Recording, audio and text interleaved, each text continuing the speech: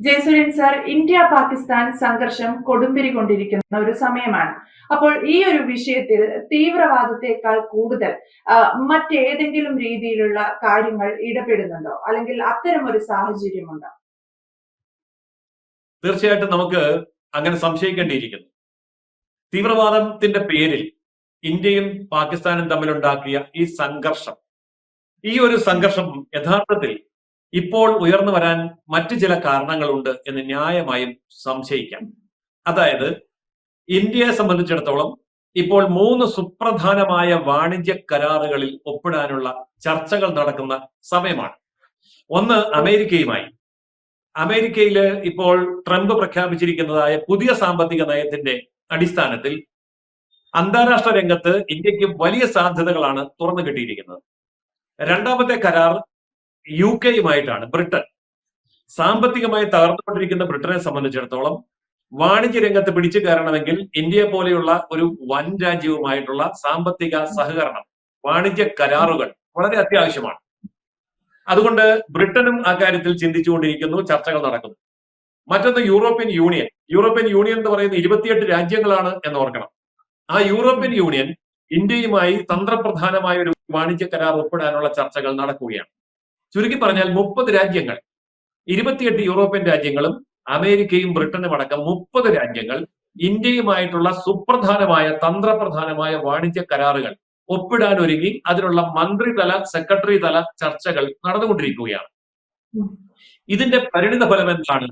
ഈ കരാറുകൾ നിലവിൽ വന്നാൽ ഏറ്റവും വലിയ സാമ്പത്തിക തിരിച്ചടി കിട്ടാൻ പോകുന്നത് ലോകത്തെ മാനുഫാക്ചറിംഗ് ഹബ്ബായ ചൈനയ്ക്ക് തന്നെയാണ്. കാരണം ചൈനയുടെ മാനുഫാക്ചറിംഗ് മേഖല മുഴുവൻ ഇന്ത്യയിലേക്ക് പറിച്ചു നഷ്ടപ്പെട്ടുകൊണ്ടിരിക്കുകയാണ്. ഇപ്പോൾ നമുക്കറിയാം, ഐഫോൺ, അമേരിക്കയുടെ ഐഫോണ് ചൈനയിലാണ് പൂർണ്ണമായിട്ട് ഉൽപ്പാദിപ്പിച്ചിരുന്നത്. പക്ഷെ ഇന്നിപ്പോൾ ചൈനയും അമേരിക്കയും തമ്മിലുള്ള ബന്ധം ശരിയല്ലാത്തത് കൊണ്ട് ഐഫോൺ മാനുഫാക്ചറിംഗ് യൂണിറ്റുകൾ ഇന്ത്യയിലേക്ക് മാറ്റി സ്ഥാപിച്ചുകൊണ്ടിരിക്കുന്നു. കാർ നിർമ്മാണ മേഖല, അമേരിക്കയിലെ കാർ നിർമ്മാണ മേഖല ചൈനയിലാണ് ഉൽപ്പാദിപ്പിച്ചിരുന്നതെങ്കിൽ ഇന്ന് അത് ഇന്ത്യയിലേക്ക് വന്നുകൊണ്ടിരിക്കുന്നു. ഇതുപോലെ എല്ലാ മേഖലകളിലും മാനുഫാക്ചറിംഗ് സെക്ടർ എന്ന് പറയുന്ന ആ വമ്പൻ വാണിജ്യ സാധ്യത ചൈനയിൽ നിന്നും പറിച്ച് ഇന്ത്യയിലേക്ക് നട്ടുകൊണ്ടിരിക്കുകയാണ്. എന്ന് പറഞ്ഞാൽ, ചുരുക്കി പറഞ്ഞാൽ, ലോകത്തെ വൻശക്തിയായ ചൈനയെ കടത്തിവെട്ടി ഇന്ത്യ മുന്നോട്ട് വരാൻ 5-10 വർഷം മതി എന്ന് ചൈനയ്ക്ക് ബോധ്യമായി.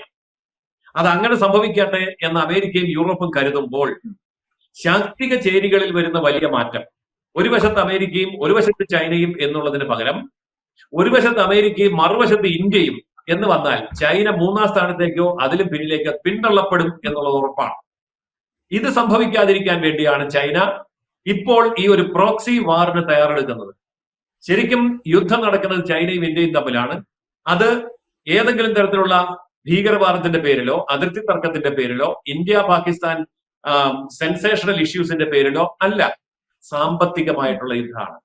നമുക്കറിയാം, 1ഉം 2ഉം ലോകമഹായുദ്ധങ്ങളാണെങ്കിലും ലോകമെമ്പാടും നടക്കുന്ന ഏതൊരു യുദ്ധമാണെങ്കിലും യുദ്ധത്തിന്റെ പിന്നിൽ സാമ്പത്തിക ശാസ്ത്രമുണ്ട്, യുദ്ധത്തിന്റെ പിന്നിൽ മത തീവ്രവാദമുണ്ട്, ഇതിലേതെങ്കിലും ഒന്നുണ്ട്. പക്ഷേ ഇവിടെ ഇപ്പോൾ നമ്മൾ മതതീവ്രവാദം എന്നുള്ള നിലയിൽ പാകിസ്ഥാന്റെ മുഖം മൂടി കാണിച്ചുകൊണ്ട് പിന്നിൽ കളിക്കുന്നത് ചൈനയുടെ സാമ്പത്തിക താല്പര്യങ്ങളാണ്. കാരണം ഇന്ത്യയിലെ സുപ്രധാനമായ ഈ 3 കരാറുകൾ നടപ്പാക്കി കഴിഞ്ഞാൽ സാമ്പത്തികമായി വലിയ തകർച്ച നേരിടാൻ പോകുന്ന രാജ്യമാണ് ചൈന. അതുകൊണ്ട് ചൈനയ്ക്ക് ഇപ്പോൾ ഒരു ഇന്ത്യ പാകിസ്ഥാൻ യുദ്ധം അനിവാര്യമാണ്. ഇത് ചൈനയുടെ തിരക്കഥയാണ്. സംവിധാനം, സംഭാഷണം, തിരക്കഥ, സാമ്പത്തികം, സഹായം എല്ലാം ചൈനയാണ്. അതുകൊണ്ട് ഇതിന്റെ പിന്നിൽ കളിക്കുന്ന ചൈനയുടെ സാമ്പത്തിക താല്പര്യങ്ങൾക്ക് ശക്തമായ തിരിച്ചടി കൊടുക്കണമെങ്കിൽ ഇന്നത്തെ ഈ സംഘർഷത്തിനെ അയവ് വരുത്തിക്കൊണ്ട് ഇന്ത്യ ഒരു നിക്ഷേപ സൗഹൃദ രാജ്യമാണ്, സമാധാനപരമായ ഒരു സാമ്പത്തിക ശക്തിയാണ് എന്ന് ഉറപ്പുവരുത്തേണ്ടത് ഈ കാലഘട്ടത്തിന്റെ ആവശ്യമാണ്. അതാണ് ഇപ്പോൾ ഇന്ത്യ ബദ്ധശ്രദ്ധമായി നിരീക്ഷിച്ചുകൊണ്ടിരിക്കുന്നത്. ഇര പിടിക്കാനിരിക്കുന്ന പൂച്ചയെ നമ്മൾ കണ്ടിട്ടില്ലേ? നമ്മൾ അതിനിട്ട് ഞോണ്ടിയാലും കുത്തിയാലും വലിച്ചാലും മാന്തിയാലും ഒന്നും ഒരു പ്രതികരണം ഉണ്ടാകുകയില്ല. പതുക്കെ വാലം നനങ്ങിക്കൊണ്ടിരിക്കും, പക്ഷെ സമയത്ത് ചാടിപ്പിടിച്ചിരിക്കും. അതാണ് ഇപ്പോഴത്തെ ഇന്ത്യയുടെ അവസ്ഥ. അപ്പോൾ ഇന്ത്യ ഒരു ലക്ഷ്യം വെച്ചിട്ടുണ്ട്, അത് പാകിസ്ഥാൻ അല്ല, അത് ചൈന തന്നെയാണ്. ചൈനയെ സാമ്പത്തിക രംഗത്ത് നിരപ്പാക്കിക്കൊണ്ട് ഇന്ത്യ ലോകത്തെ വലിയ സാമ്പത്തിക ശക്തിയായിട്ടുള്ള കുതിച്ചുചാട്ടമായിരിക്കും ഇനി നമ്മൾ കാണാൻ പോകുന്നത്. അതുകൊണ്ട് ഈ സംഘർഷത്തിന്റെ പിന്നിലുള്ള ചൈനയുടെ മനസ്സിലിരിപ്പും അവരുടെ നീക്കങ്ങളുമാണ് നമ്മൾ പഠിക്കേണ്ടതും കരുതിയിരിക്കേണ്ടതും. ഒരു പക്ഷേ ഇന്ത്യ ഇത്തരത്തിൽ ഇനിയൊരു നീക്കം നടത്തുമ്പോൾ ഇന്ത്യ ഇത് തിരിച്ചറിഞ്ഞു എന്ന് ചൈന അറിയുന്ന ഒരു മൊമെന്റ് ഉണ്ട്. അതായിരിക്കാം ഇപ്പോൾ ഓപ്പറേഷൻ സിന്ദൂറിലൂടെ നടപ്പിലാക്കിയിരിക്കുന്നത്. ഇനി ചൈനയുടെ ഭാഗത്ത് നിന്ന് ഇനി ഏതെങ്കിലും തരത്തിലുള്ള പ്രകോപനങ്ങൾ ഉണ്ടാവാനുള്ള ഒരു സാധ്യതയുണ്ടോ? നമുക്ക് തീർച്ചയായിട്ടും അത് പ്രതീക്ഷിക്കേണ്ടതുണ്ട്. കാരണം ചൈനയെ സംബന്ധിച്ചിടത്തോളം അവരുടെ സാമ്പത്തിക താല്പര്യങ്ങളാണ് പ്രധാനം. ചൈനയും ഇന്ത്യയും തമ്മിൽ ഇപ്പോൾ ബോർഡർ വലിയ പ്രശ്നങ്ങളില്ല, രാഷ്ട്രീയ രംഗത്ത് വലിയ പ്രശ്നങ്ങളില്ല. ആകെ ഒരേ ഒരു പ്രശ്നം മാത്രമേ ഉള്ളൂ, അത് സാമ്പത്തിക രംഗത്തും വാണിജ്യ രംഗത്തുമാണ്. അതുകൊണ്ട് ഇന്ത്യ ഒരു അൺസ്റ്റേബിൾ രാജ്യമാണെന്നും ഇന്ത്യയിൽ സമാധാനമില്ല എന്നും സംഘർഷങ്ങളുടെ ഭൂമിയാണെന്നും ലോകത്തൊരു മെസ്സേജ് കൊടുക്കാൻ കഴിഞ്ഞാൽ ഒരു ലോക രാജ്യങ്ങളും ഇന്ത്യയിലേക്ക് ഇൻവെസ്റ്റ്മെന്റിന് വേണ്ടി വരില്ല. പുതിയ വ്യവസായങ്ങൾ, പുതിയ ബിസിനസ്സുകൾ സ്റ്റാർട്ട് ചെയ്യില്ല. ഇതാണ് ചൈന ഉദ്ദേശിക്കുന്നത്. അതുകൊണ്ട് ഇന്ത്യ പാകിസ്ഥാൻ യുദ്ധം മുറുകട്ടെ. അങ്ങനെ മുറുകുമ്പോൾ ഇന്ത്യ ഒരു സുരക്ഷിത നിക്ഷേപ സ്ഥാനമല്ല എന്ന് വരും. അതാണ് ഉദ്ദേശിക്കുന്നത്. ഇതെന്തുകൊണ്ടാണ് ചൈന കയറി നേരിട്ട് അടിക്കാത്തത്? അങ്ങനെയാണെങ്കിൽ ചൈനയും ഇന്ത്യയും തമ്മിൽ അടിച്ചാൽ പോരെ എന്ന് വേണമെങ്കിൽ ചോദിക്കാം. അപ്പോഴും ഈ പ്രശ്നം ചൈനയ്ക്ക് വരും. അപ്പൊ ഇന്ത്യയും ചൈനയും തമ്മിൽ യുദ്ധം ഉണ്ടായാൽ ചൈനയിലേക്ക് ഒരു ഇൻവെസ്റ്റ്മെന്റ് വരികയില്ല, ഇന്ത്യയിലേക്കും ഇൻവെസ്റ്റ്മെന്റ് വരില്ല. നേരെ മറിച്ച് ഇന്ത്യയും പാകിസ്ഥാനും തമ്മിലാണ് യുദ്ധം ഉണ്ടാകുന്നതെങ്കിൽ ചൈന പാവം സമാധാന രാജ്യം, ഇങ്ങോട്ട് പോരൂ എല്ലാവരും എന്ന് ക്ഷണിക്കുകയും ചെയ്യാമല്ലോ. ഈ തന്ത്രമാണ് ചൈന പയറ്റുന്നത്. ലോകത്ത് നടന്നിട്ടുള്ള എല്ലാ യുദ്ധങ്ങളുടെയും ചരിത്രം പരിശോധിച്ചാൽ നമുക്കൊരു കാര്യം മനസ്സിലാകും. യുദ്ധങ്ങൾ പലപ്പോഴും പുറമെ പറഞ്ഞു കേൾക്കുന്ന കാര്യത്തിൽ ആയിരിക്കില്ല തുടങ്ങുന്നത്. രണ്ട് രാജ്യങ്ങൾ തമ്മിലുള്ള യുദ്ധം ചിലപ്പോൾ വാണിജ്യപരമായ കാര്യത്തിലായിരിക്കാം, അല്ലെങ്കിൽ മതപരമായ കാര്യത്തിലായിരിക്കാം, അതല്ലെങ്കിൽ വ്യക്തിവിരോധത്തിന്റെ കാര്യത്തിലായിരിക്കാം. ഇനി അതുമല്ല എങ്കിൽ ഭൂവിസ്തൃതി വർദ്ധിപ്പിക്കുന്നതിന് വേണ്ടിയായിരിക്കാം. എന്തൊക്കെയാണെങ്കിലും ഇതിന്റെ പിന്നിലുള്ള താല്പര്യം എന്ന് പറയുന്നത് സാമ്പത്തികവുമായി ദൃഢമായി ബന്ധപ്പെട്ടിരിക്കുന്നു എന്നുള്ളതാണ് സത്യം. സാമ്പത്തിക യുദ്ധങ്ങളാണ് ലോകത്ത് നടക്കുന്നത്. അതിന് മറ്റു പല പേരുകളും പറയുന്നു എന്ന് മാത്രം. മറ്റൊരു തരം യുദ്ധമുള്ളത് മതപരമായ യുദ്ധമാണ്. അത് ലോക ചരിത്രത്തിൽ എല്ലാ കാലത്തും സംഭവിച്ചിട്ടുണ്ട്, ഇപ്പോഴും സംഭവിക്കുന്നുണ്ട്. എന്നാൽ ഇന്ത്യ പാകിസ്ഥാൻ യുദ്ധം ഇതിൽ ഏതാണ് എന്ന് ചോദിച്ചാൽ എല്ലാവർക്കും പെട്ടെന്ന് പറയാൻ തോന്നുന്നത് ഇസ്ലാമിക മത തീവ്രവാദത്തിനെതിരെയുള്ള ഭാരതത്തിന്റെ യുദ്ധം എന്നാണ്.